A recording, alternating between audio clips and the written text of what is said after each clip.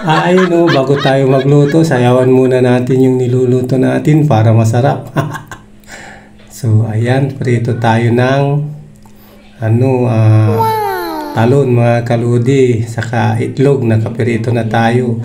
Ito yung almusal natin ngayong umaga. Meron din tayong tuyo. Yan, perfect na perfect yan. Tatlong yan. So, tamang prito lang tayo. Tapos, sunod natin yung tuyo. Meron din kaming kaning lamig dito mga kaludi.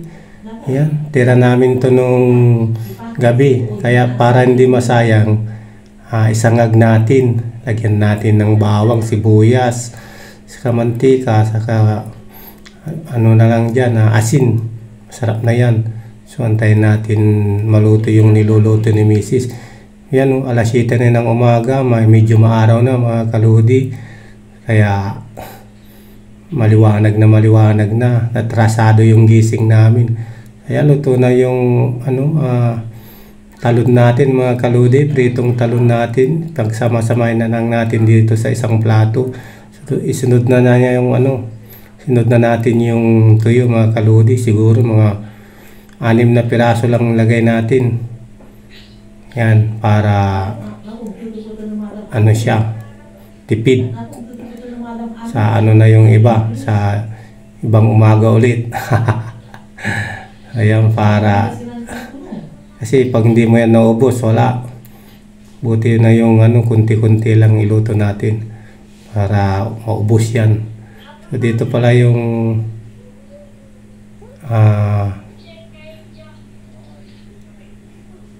so ayan, sige lang, antayin lang natin si Mrs. matapos para natin kumain tayo, sandukan tayo kasi masarap pag sinandok ng asawa mo. Tapos sa sounds siya, tamang sounds lang, sounds ng umaga. Meron din pala tayong nabiling mangga dito sa saging mga kaludi. Bali 40 pesos lang yung 1 kilong mangga mga kaludi. 2 kilo lang yan. Mura din yung saging.